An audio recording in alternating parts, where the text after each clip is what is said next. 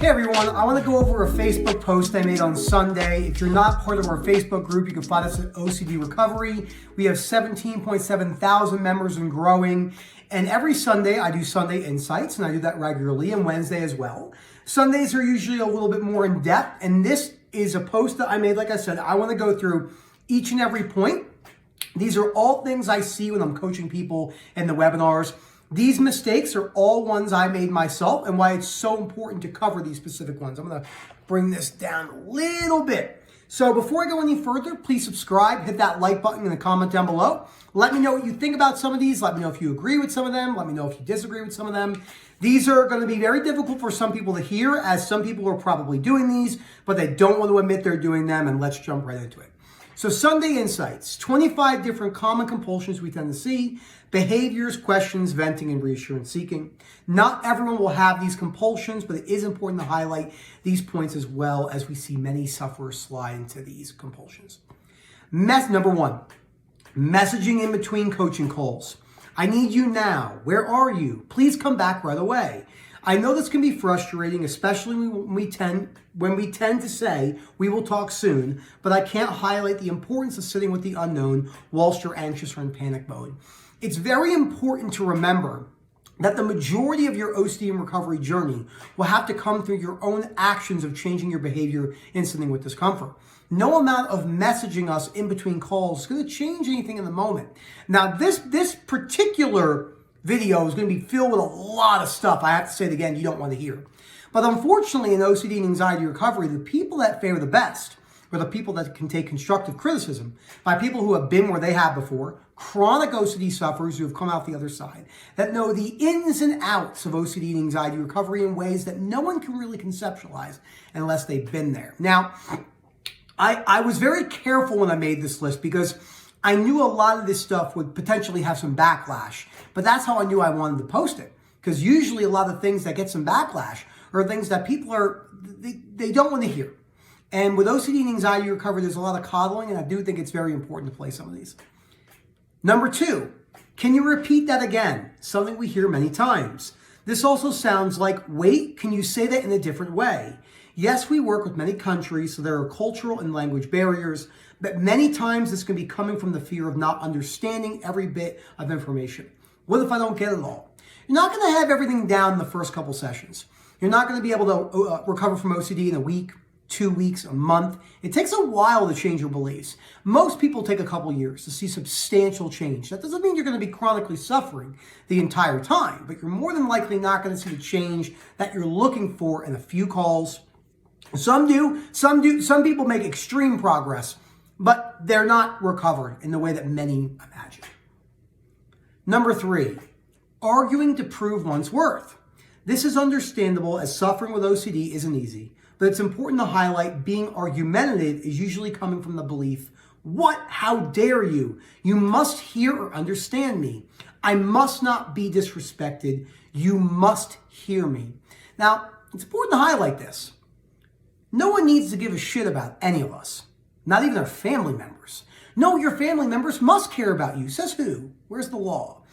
The universal principles of life go like this.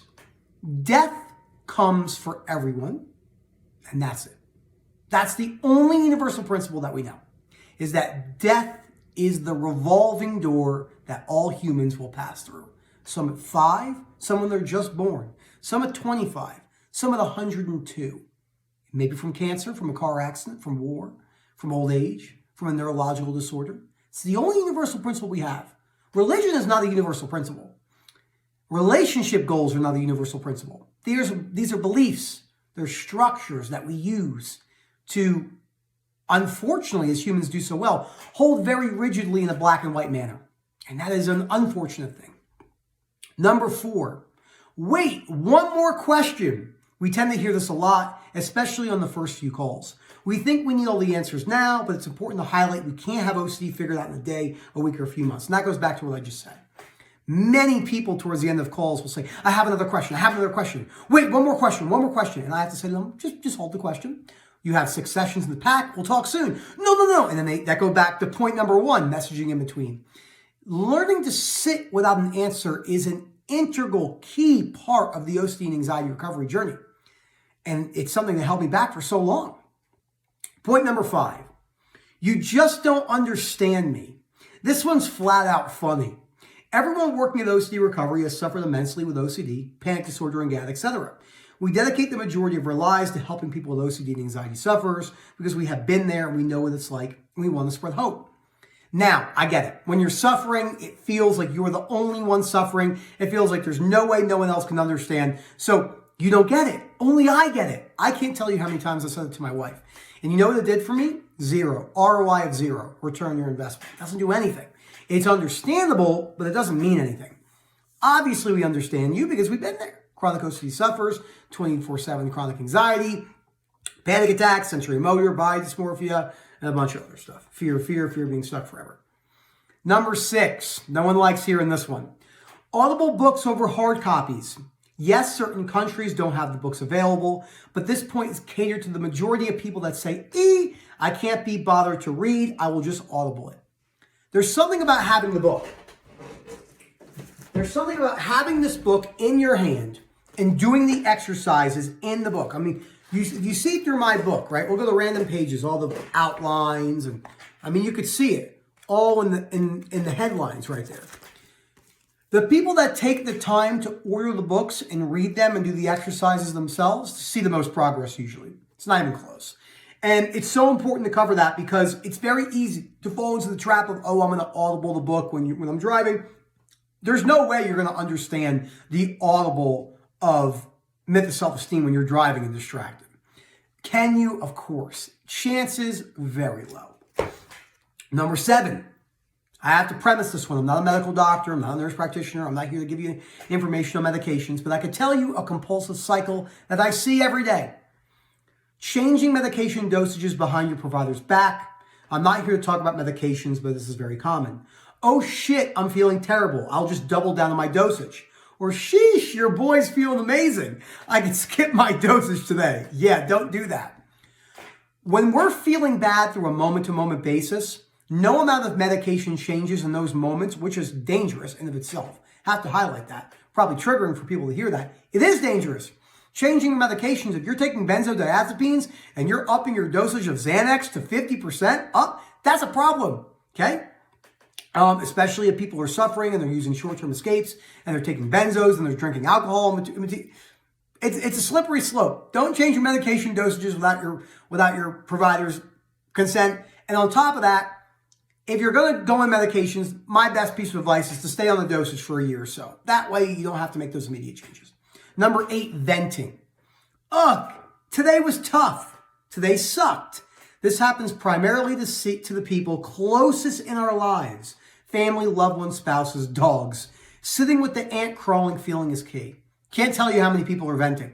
You never have to tell your family members and you never have to tell your spouses about your OCD. Now, some people have to from an exposure standpoint, but you don't have to talk about how bad you're doing. There was plenty of times where I flat out lied to Erica. How are you doing? Great. Inside felt like I was dying because it didn't matter if I spoke to Erica about it. And now people don't like hearing that because they're like, that's a lie. You are a liar. Well, there's no such thing as a liar. There's only people who lie more than others and some that don't lie as much. And these black and white terms are getting us into trouble. But the venting is a major form of compulsions. Number 9, commenting on social media posts strictly to argue. I'm right, you're wrong. Being right or wrong is the small game. Being open-minded, even if you are possibly wrong, is key for adopting unconditional acceptance. This is one of the biggest problems we have today. Forget OCD and anxiety recovery. It's a massive problem, we say. Commenting on posts. I don't agree with you. You're wrong. The people are coming in. They're walking in the door already ready to argue. You want to know why I know this so well? Because I did this for 30 years. I did this my entire life. I did it when I was a kid. My mom's like, you were always so argumentative. You were a rebel. You wanted to prove your worth. You wanted to be the best kid, the best of sports, the most muscular, everything. Blah, blah, blah. So you never, think about it truly, commenting 99.9% of the time on strangers' posts, if you're not trying to instill some sort of hope, which a lot of people don't do, basically pointless. Just something to cover. Number 10, changing your style, clothes and hair. This is subtle and can really affect the body dysmorphia crowd. There's nothing inherently wrong with wanting to change our style, but if we were doing it on the drop of a dime, this can easily become compulsive, that 0 to 100 sensation. Look, there's nothing wrong with changing your hair, nothing wrong with changing your clothes, but it's a slippery slope that many people are doing it. I'm going to use an example, just an example. Think about someone who has multicolored hair. Why are they doing it? There's nothing wrong with it. It's not inherently bad. It's not inherently good. Many people do it, though, from the belief that you must respect, I can do whatever I want. I can do whatever I want, so I'm going to dye my hair 15 colors. Slippery slope. I'll leave it at that. Okay, number 11. I'm getting into this stuff. This is great stuff. Chasing exposures. There are many myths surrounding exposures saying they cannot become compulsive. I'm here to tell you they certainly can become compulsive. Exposures in the balance, just like any other principle during our recovery journeys. If you are chasing exposures, if the person is telling you that exposures cannot become compulsive, it's time for a second opinion. Exposures run their course. Many people, well, there's no exposures for this. What do I do? Well, I've run out of exposures. What do I do now? That's where unconditional self-life, other acceptance comes in with uncertainty. Super important to cover that. Number 12, constantly changing your coach or therapist. They just don't get me. This is very understandable, but always remember this. OCD will do everything it can to convince us that we won't be understood. I feel like they don't understand me. This is arguably one of the more sneaky compulsive behaviors on this list. It's probably number 1. They don't get me, Nick. You don't understand. There's something you're missing about me. Look, you can do what you want, right? It's your care, your coaching, whatever you want to call it. But it's very important to realize that if you're switching, looking for the person to completely understand you, I have to find someone who understands me. Nick, I've been looking on forums. I've never heard of this before. They're hoping you're going to say, don't worry, I've heard of it. I give no answer. I just say, use the principles to break down your fears. I will not give you reassurance. Asking reassurance from me, like Rob says, is like asking the cops for police. You're not going to get it from me, or Rob, or Momin, or anyone else with OCD recovery. Okay, let's do it. Number 13, quitting work, leaving early, going in late, or not having a job. When we start suffering with OCD, our life structure is usually one of the first to go, especially our work. What if I can't handle it? What if it becomes too much? Work can be very important for our recovery journeys, and it's a terrific way to build our frustration tolerance. Now look, we're living in a weird time. Work is probably one of the most important things people can do with their lives. It takes you outside of yourselves and can give you a personal, individual purpose to help other people. Okay? Selfishness is very important. It's part of human nature. Oh, you want to be selfless? Not possible. If you want to be selfless, don't drink water. Selfishly, you're keeping yourself alive. It's an act of selfishness. These are silly statements. These black and white statements that look good on social media posts. Going to work is very important.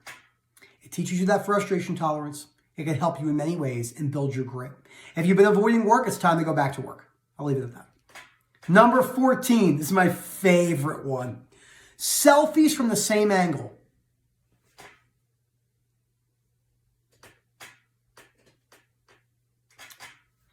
Say what, Nick? Yes. Look at how you take selfies and ask yourselves, why do I need to tilt my face to the same side with the same angle with the perfect lighting every single time?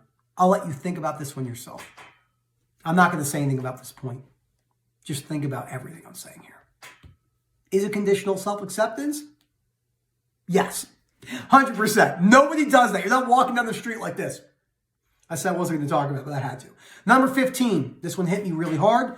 January 21st, I just hit 1 year sober from this. Amazing. Pornography. I'm not here to say whether pornography is inherently good or bad. I'm here to say that this is compulsive, short-term distraction, and can be a major problem when one is trying to recover. Try going a few months back and see how you feel. Some people can balance pornography, some people can't. I'm not in that crowd if it's inherently bad. It's like saying alcohol is inherently bad. It's just not true. Some people can balance it, some people can't. Pornography, so forth, so forth, so forth. Number 16, alcohol. Compulsively avoiding it or compulsively using it. Balance is key. This doesn't pertain to individuals struggling with alcoholism. Many people use alcohol to numb. I get it. I fell into this, and many people desperately avoid it out of the fear of cheating. What if I make a mistake? What if I do something I regret? If you like to socially drink, okay? If you think you're drinking too much, bring it down a little bit. The balance is key. I love me a good cider. I love it. I'm not really a hard alcohol person. I'm a total sissy. I do like Red Bull vodka. Who would have thought? Okay, number 17, caffeine. Same stuff as above. What if I get worse? I can't stand any more anxiety. That would be horrible. Caffeine is the shit. I wrote that. Caffeine's amazing. I love black coffee. I love cold brews, nitro cold brews, and I like pre-workout. Yes, can it make you a little bit more anxious? Sure. Is it going to make your OCD worse in the way we imagine? No. There's usually fear of getting worse. Number 18, avoiding traveling. I'm an introvert. I hate traveling. What if I can't handle it? What if I have a horrible vacation? This is primarily driven by the fear of getting worse. I'm going to say one thing with this point. Traveling has almost no downsides and all upsides. Experience, building low frustration tolerance, trying new food, meeting new people, new experiences. There's almost no negatives to traveling around the world. None. Zero.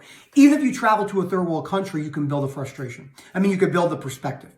I cannot think of any negatives about traveling besides like the money it costs and everything like that. But these are minimal.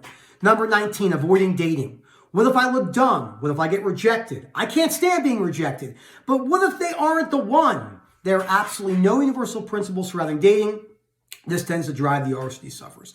If you want to date, go on a date. Break down the fears. Feel uncomfortable. If you're going on a date for the first time, you don't have to tell them about your OCD. Hey, look, I'm not doing so well right now. That goes back to the points before about venting. Just go on it and see how it goes. It's the best piece of advice I can give you. Number 20, avoiding stress due to the fear of burnout.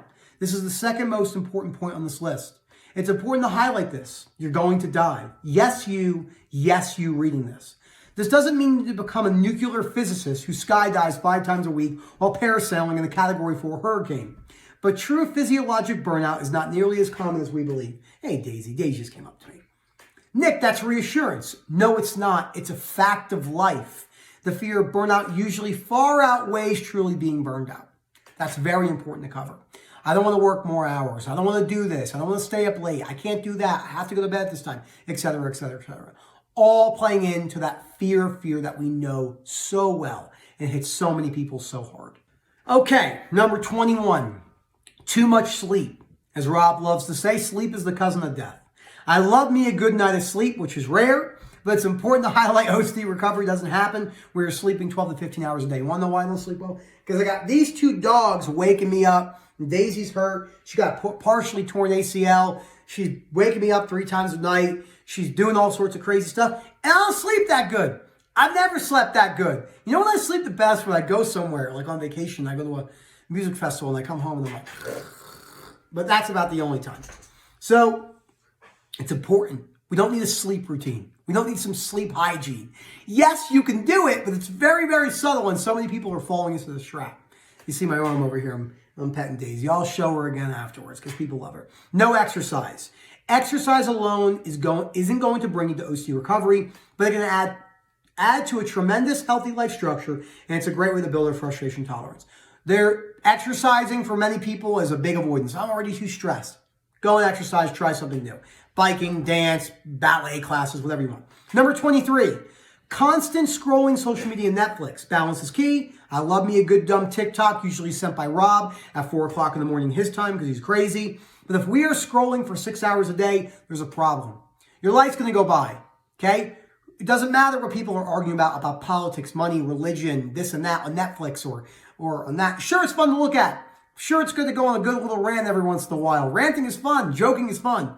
But the balance is key. Number 24. Oh, people are not going to like this one. Only working from home. I get a lot of backlash on this, but let's be very real. Many people work from home because of the comfort. Trust me, I get it. I do all my coaching from home. But many people are avoiding going back to an office setting when it could benefit them. Could you go back? Do you think you can go back part-time? Now, look, a lot of the world's working from home. I personally don't agree more people work better from home. I'm on that train. I just don't believe it. I do not think the average person works better from their pajamas at their house. Getting ready, having something to work towards, doing your makeup, putting on a suit, putting on a tie, going to an office, talking to people, facing the realities of life. Many people are going to be annoyed in office settings. This is how the world works. This is how it works. And not in like a cultural way. I mean that people working from home has given them a false sense of how true, in my opinion, Grit is built by going in and going places. You can disagree with me on that. Number 25 and the last one, self-reassurance. It's okay. It's just a thought. Oh, it's just my OCD again. Self-reassurance is a slippery slope. It usually involves trying to calm ourselves down in the moment of high anxiety. We want to lean into the core fears. We don't want to disrupt ourselves with mantras every time we feel anxious. I have to pet Daisy. She's a brat. Bubs, what are you doing? Look at the camera. Guys, I hope you guys enjoyed this video. It's a lot of fun making these posts. If you have any questions, just let me know. Just comment below and we'll go from there. These lists are good because I can get a lot of information in a quick amount of time. Thank you so much for watching this video. Again, if you're interested in our coaching services, please email us at info@ocdrecovery.com and we'll talk to you soon. Have a good one, everyone.